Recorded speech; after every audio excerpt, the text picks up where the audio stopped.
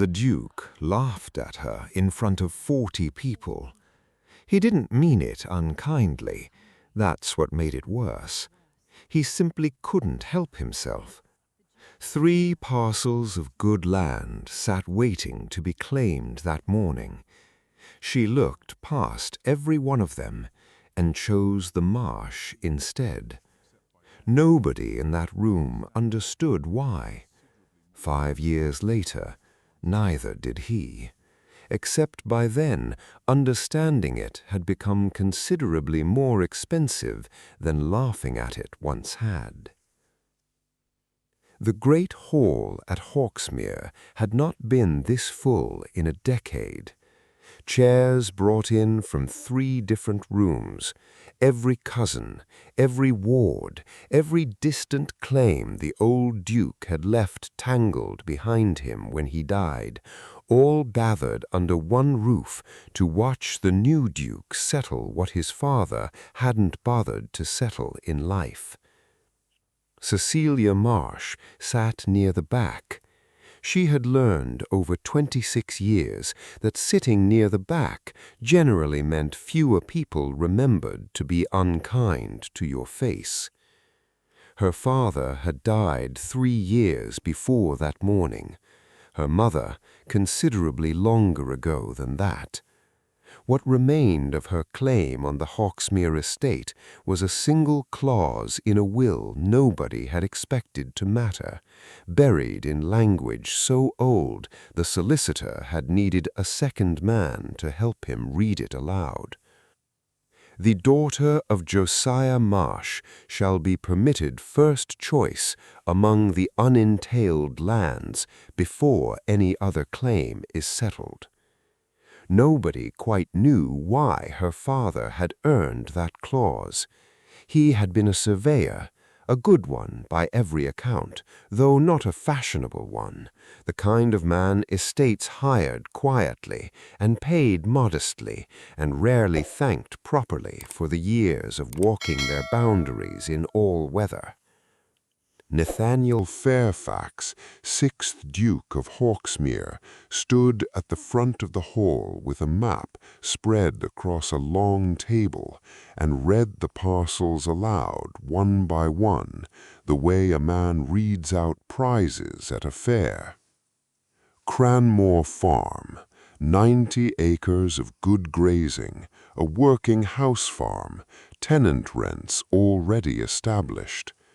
Ashdown Meadow, 60 acres of the finest arable land on the whole estate, bordering the river, never once known to flood.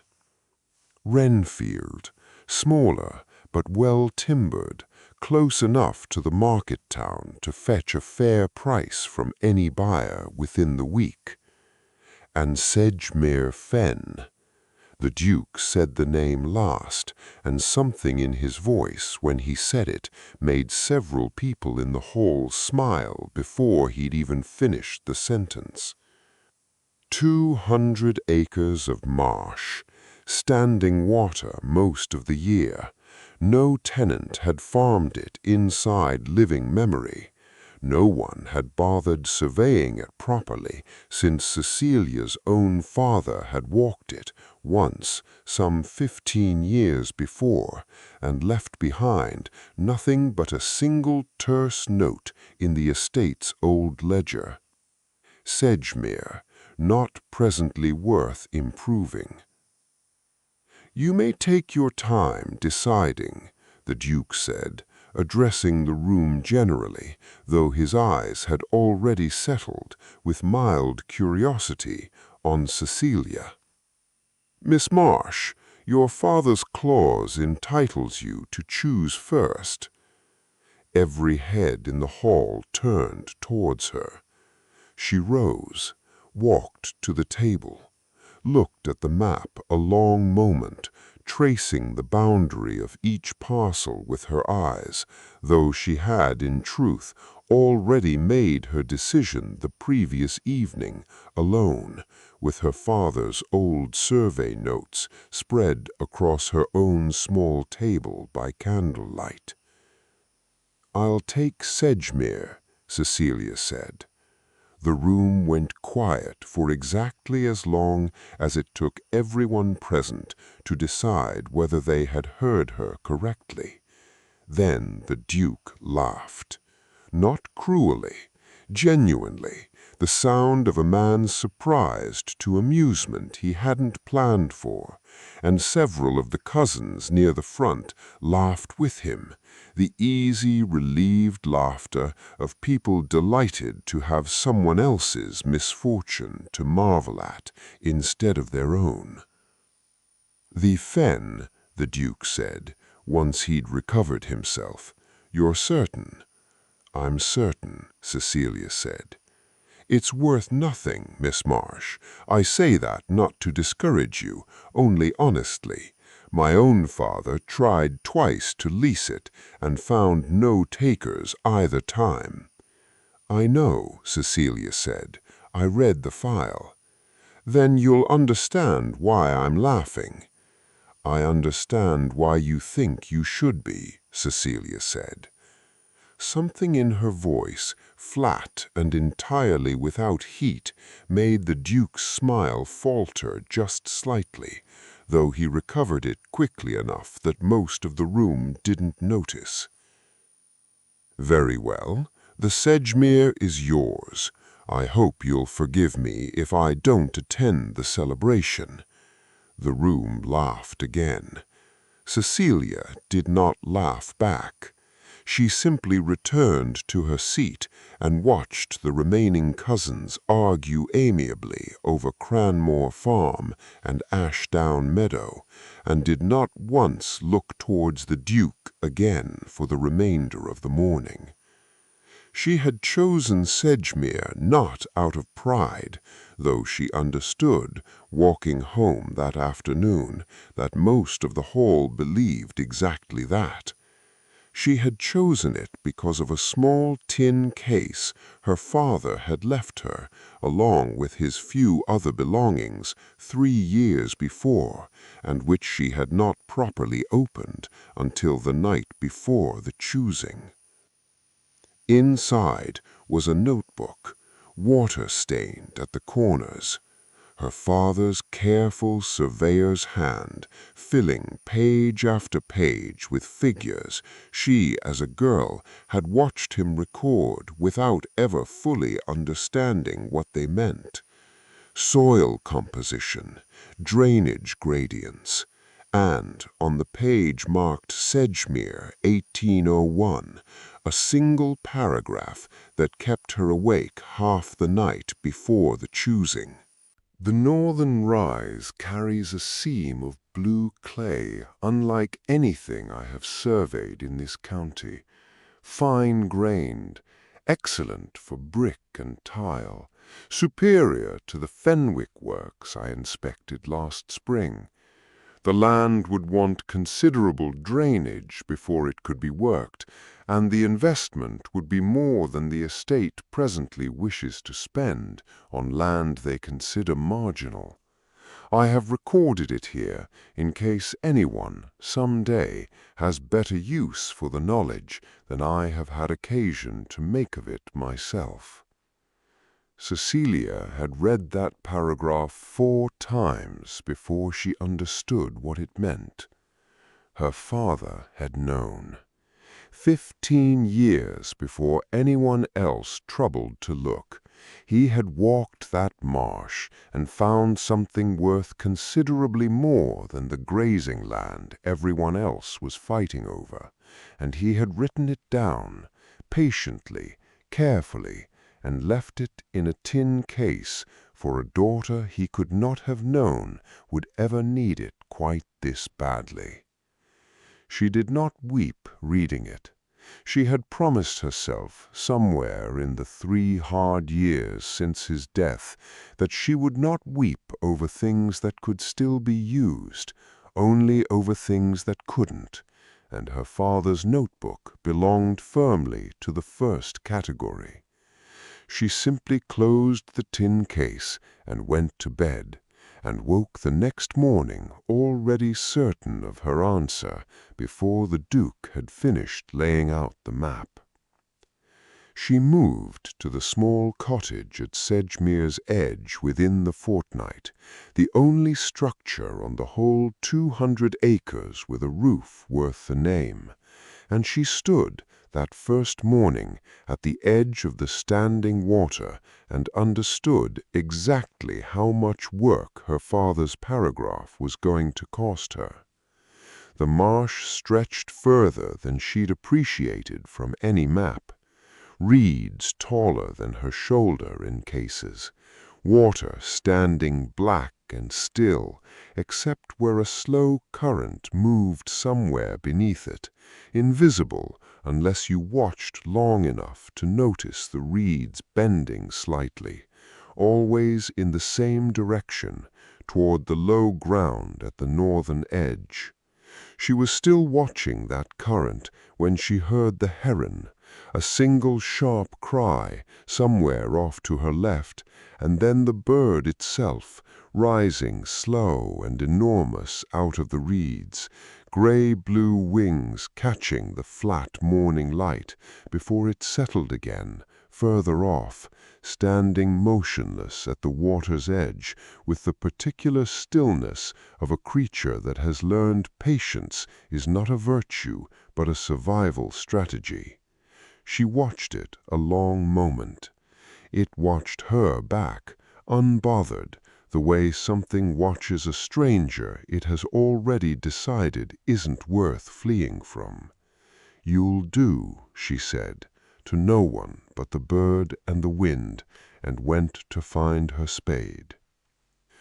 The drainage took the better part of 2 years, longer than she'd hoped, considerably shorter than everyone in the county had confidently predicted once word got around that Josiah Marsh's daughter had taken up residence at Sedgemere and appeared to intend something with it beyond quiet, dignified failure. She hired Josiah Kettle first, a ditcher from the next parish, whose own father had worked fen drainage in Lincolnshire before settling here, and who understood, in a way most local labor didn't, exactly what a channel needed to accomplish, and exactly how deep and how graded it had to run to accomplish it properly. She paid him fairly. She recorded every shilling. £11 for the first season's channel work, cut along the gradient her father's notes had marked 15 years before, still accurate, she found, to within a few feet of where the actual low ground ran. She did not weep the day the first channel finally ran clear, water moving steady and purposeful toward the river instead of pooling stagnant across the northern rise. She did not weep the second season, when the blue clay seam finally showed itself properly, exposed along the newly drained bank exactly where her father had marked, fine-grained and unmistakable even to her own untrained eye. She wept once, alone, standing at the exposed clay bank with a handful of it between her fingers, the particular cool, dense weight of it settling into her palm the way her father must have felt it 15 years before, and understanding all at once and completely that he had known this moment was possible and died without ever seeing it arrive. She never told anyone that. The heron stood at the water's edge the entire time, motionless, and did not move until she did. She hired a brickmaster from the county town the following spring, a careful, skeptical man named Aldous Preen, who examined her clay sample for the better part of an hour before he finally looked up and said with something close to genuine wonder in his voice that he had not handled clay this fine since his apprentice years near Staffordshire. "What will it fire to?" Cecilia asked. "Better than anything within 30 miles of here," Preen said. You understand what's building along the new turnpike route, Miss Marsh. 3 new market towns wanting bricks inside the decade, and half the county's clay beds already stripped thin or too coarse to fire clean.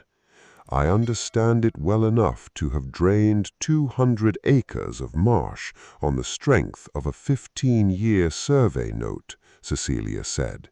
I'd be glad if you'd stay and help me understand it considerably better. Preen stayed.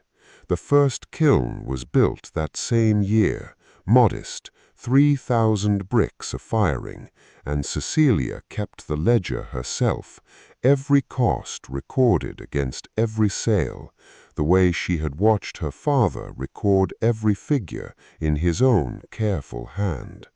The first full season's production sold for £41, modest, enough at least to prove the principle sound.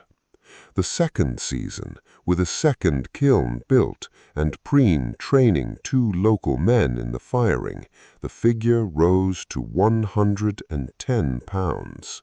By the third, with the turnpike commissioners themselves placing a standing order for the new toll house construction, Sedgemere's brickworks had produced enough to clear every shilling of debt Cecilia had taken on for the original drainage, with a genuine surplus remaining for the first time since she'd arrived.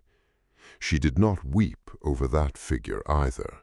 She simply closed the ledger and wrote a short letter to no one in particular, and filed it in the same tin case that had once held her father's notebook, because she had decided, somewhere along the way, that the case deserved to hold proof as well as promise. The Duke came to Sedgemere for the first time in the 4th year, and Cecilia understood the moment she saw his carriage on the lane that he had not come out of simple curiosity. Word travels in a county this size considerably faster than any carriage.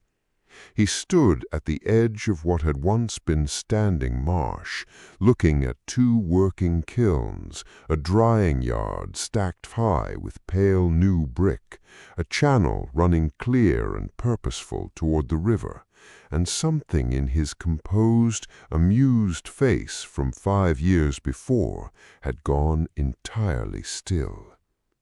"Jusilia Marsh," he said, "Your Grace. I confess I did not expect to find quite this when I decided to drive out." "Few people do," Cecilia said. "That was rather the point of choosing land nobody else wanted." The Duke walked the drying yard slowly, running one gloved hand along a stack of finished brick, the pale clay-red color of it catching the afternoon light. "The turnpike commissioners tell me your works have the finest brick in the county," he said. "I confess I found that difficult to credit, given the source." "You may credit it or not, as you please," Cecilia said. "The commissioner's contract speaks plainly enough on its own." The Duke turned to look at her fully. "I laughed at you," he said, "that morning in front of the whole hall." "You did," Cecilia agreed. "I've thought of it more than once since." "I imagine you have," Cecilia said, "though I'll confess I hadn't thought of it nearly so often myself. I've had rather a lot of brick to fire." Something crossed the Duke's face that might, in a different man, have been embarrassment. "I've come," he said, "partly to see the works, and partly on a matter of business.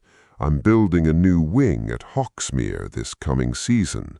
The architect specifies a particular quality of brick for the facing work, and I'm told the only bed producing anything close to that quality within reasonable distance is yours." "That's true," Cecilia said. "I'd like to purchase what I require at whatever fair rate you consider appropriate." Cecilia looked at him a long moment. She thought of her father's notebook, the water-stained pages, the careful figures he'd recorded 15 years before anyone else troubled to look. She thought of Josiah Kettle's honest ditching work, of Prine's careful kilns, of 2 men from the parish who now had steady wages where before there had been none, of the heron who still stood most mornings at the edge of the one section of channel she'd deliberately left wild, exactly the way it had first watched her the morning she arrived. "I'll consider your order," she said, "the same as I'd consider any customer's. Payment in advance, delivery scheduled against the kiln's existing commitments. I've a standing order with the Turnpike Commissioners I won't set aside for anyone, Your Grace, regardless of the name on the contract." The Duke's composure, careful throughout the visit, slipped just slightly at that. "You'll have me wait behind a toll house contract." "I'd have you wait behind whoever ordered first," Cecilia said. "That's not spite, Your Grace. That's simply how a ledger works." He came back 3 weeks later, this time considerably less composed. "Your price," he said, without preamble, standing once more at the edge of the drying yard, "has risen since we last spoke." "The market has risen," Cecilia said. 2 more towns along the turnpike route have begun building this season. I've 3 standing orders ahead of any I might take from Hawksmere, and my clay bed, while generous, isn't inexhaustible. I've had to price accordingly." The Duke said, an edge entering his voice that Cecilia hadn't heard from him before. "You're aware that this land was, until 5 years ago, considered worth nothing at all." "I'm aware," Cecilia said. "I was in the room when you said so yourself, rather loudly, if you'll recall." The Duke was quiet a moment. "I recall," he said. "Then you'll understand why I find it a touch difficult to feel any particular urgency about accommodating your architect's schedule now. I spent 2 years draining marsh nobody else wanted, and 2 more building a works nobody believed would fire a single decent brick. I'm glad to sell to you, Your Grace, same as I'd sell to any fair customer, but I won't discount the price simply because the land carries your family's old boundary line, when your family's old opinion of that same land is precisely what left it lying empty 15 years past what it needed." The Duke looked out over the drying yard for a long moment, at the 2 kilns, the stacked brick, the clear running channel, the heron standing, patient and unbothered, at the water's edge, exactly where it had stood the very first morning Cecilia arrived. What would it cost to purchase the land outright, the whole 200 acres, works included? Cecilia had, in truth, expected this question considerably sooner than the 4th year. "I've had the works assessed," she said, "properly, by a man from the county town with no interest either way in what figure he arrived at. Between the drainage investment, the kilns, the standing contracts, and the clay bed itself, which by his own survey shows enough seam remaining to run another 30 years at current output," she paused, and named the figure plainly, the way she had learned, across 5 hard years, that plain figures served her better than careful diplomacy ever had. The Duke went very still. "That's considerably more than the entire unentailed portion of the Hawksmere estate presently carries in ready capital," he said. "I imagine it is," Cecilia said. "I didn't choose the figure to be cruel, Your Grace. I chose it because it's accurate. You may verify it with my own assessor, or with your own, if you'd prefer a second opinion." "You're refusing to sell." "I'm naming a fair price," Cecilia said. "Whether that amounts to a refusal depends entirely on what you're prepared to pay for land you once told an entire hall was worth nothing at all." If you've stayed with Cecilia through every shovel of that drainage channel, comment "the fen" below, because what happens next is the reason this land became the one thing in the county the Duke couldn't simply take back. The Duke did not come again for several months. Cecilia heard through the ordinary channels of county gossip that carried news considerably faster than any formal announcement that Hawksmere's new wing had been quietly redesigned, the architect's original brick specification reduced by half, the remainder substituted with a coarser, cheaper stone facing from a quarry 2 counties distant.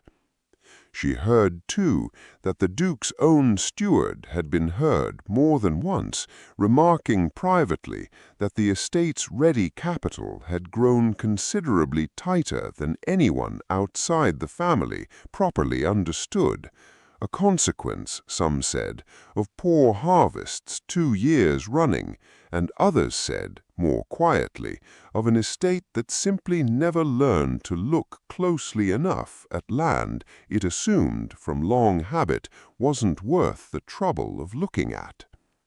She did not go looking for the gossip. It found her regardless, the way it always does in a county this size, carried along by tradesmen and tenants and the particular patient network of people who notice considerably more than anyone credits them with noticing. She kept working. A 3rd kiln went up that summer, Prynne overseeing 2 new apprentices from the parish, both of them Kettle's own sons, grown now into men who understood the ditching work as well as their father had, and turned in time to the firing itself with the same patient care. The Turnpike Commissioners renewed their contract for a further 5 years. A second contract arrived unsolicited from a builder in the county town constructing a new row of merchant houses, drawn by word of the Sedgemoor brick's particular fineness, the same quality Prynne had recognized in that very first hour, examining her sample with something close to wonder. She recorded every figure. The 4th full year's production cleared £940, a sum that would have seemed to the girl sitting quietly near the back of that crowded hall 5 years before considerably more like fiction than arithmetic. She did not weep over the figure. She had, by then, largely stopped weeping over figures at all, having found that the numbers themselves carried more weight standing plainly on the page than any tears she might have added to them.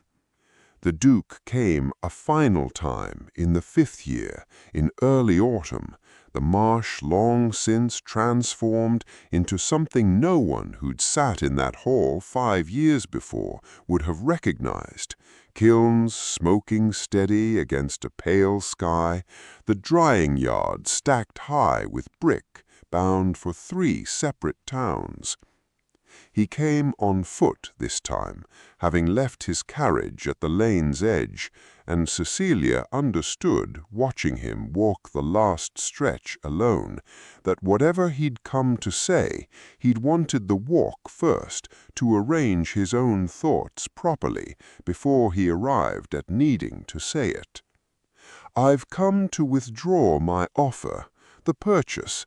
I can't meet your figure, Miss Marsh, and I've stopped pretending to myself that I might find a way to, given another season's consideration." "I appreciate the honesty," Cecilia said. "I'd like instead to propose something else." He paused, and something in his careful composure, the same composure she'd watched crack only slightly across each of his previous visits, seemed to steady itself into something more genuine than she'd yet seen from him. A standing contract, Hawksmere's own brick, at whatever fair rate your ledger requires, for every building project the estate undertakes going forward. Not a purchase, a partnership, I suppose, though confess I'm not entirely certain that's the correct word for an arrangement between a duke and the daughter of a surveyor he once laughed at in front of 40 witnesses. Cecilia looked at him a long moment. "You laughed because you believed the land was worthless," she said. "I chose it because I'd read a note my father wrote 15 years before either of us stood in that hall. The difference between us, Your Grace, was never cleverness. It was simply that somebody had looked closely enough to write the truth down, and somebody else hadn't troubled to read it." "I understand that now," the Duke said, rather more expensively than I'd have preferred to learn it. "Most useful lessons arrive that way," Cecilia said. "I'll consider your contract, on fair terms, recorded properly, the same as any other customer's." "Even mine," the Duke said, and there was, for the first time since she'd known him, something that might genuinely have been called humor in it, rather than the easy, careless laughter of that first morning. "Even yours," Cecilia said, "though I'll admit, Your Grace, there's a particular satisfaction in watching you ask rather than assume." The contract was signed within the month, fair terms recorded in Cecilia's own careful hand, witnessed by Prynne and by Kettle both, men who had drained the channels and fired the kilns and understood, better than anyone else present, exactly what 5 years of patient, unglamorous labor had built out of 200 acres nobody else had wanted. Hawksmere's new wing was completed the following spring, faced entirely, at the Duke's own particular insistence, in Sedgemoor brick, the pale clay red of it catching the morning light in a way the substituted stone never would have managed. The works themselves grew steadily across the years that followed. A 4th kiln, a 5th. Kettle's sons took over the drainage maintenance entirely, the channels running clean and purposeful the whole year round, and the northern section Cecilia had deliberately left wild, the same stretch where the heron had first watched her that opening morning, remained exactly as it had always been, untouched, because she had decided early on that a business built on patient attention owed at least that much back to the land that had made it possible. The heron was still there most mornings, standing motionless at the water's edge, and Cecilia had long since thought of it as anything so simple as a bird. She thought of it, when she thought of it at all, as a kind of witness, the only one besides herself who had watched the whole of it happen, from standing black water to smoking kilns, without once needing the story explained twice. In the 6th year, a letter arrived from a builder in London, drawn by reputation alone, inquiring whether Sedgemoor's works might supply brick for a new terrace of houses being raised along a fashionable new square, a contract that would, by Cecilia's own careful estimate, more than double the work's annual production within 2 further seasons. She read the letter at her father's own small table, in the same cottage she'd moved into 5 years before, the tin case that once had held nothing but a water-stained notebook, now holding alongside it 5 years of ledgers, every shilling recorded, every figure proof of a debt her father had never lived to see repaid. She did not weep reading it. She simply closed the letter and went to find pen and paper to answer it properly. And outside, in the last gold light of the afternoon, the heron lifted slowly off the water, wings catching the color of the sky, and settled, unhurried, further along the channel, exactly where it had always settled, patient and unbothered, watching over land that had finally, after 15 quiet years, become everything her father had known it could be. The Duke laughed because he believed worthless land stayed worthless. He learned 5 expensive years later that the only thing that had ever truly been worthless was the assumption itself, because underneath every piece of ground somebody's given up on, there's usually someone patient enough to read what everyone else refused to look at twice. If this one earned its ending for you, comment "The Marsh" below. Tell us where you're watching from, and hit subscribe so the next story finds you the moment it's ready. The next one is already waiting.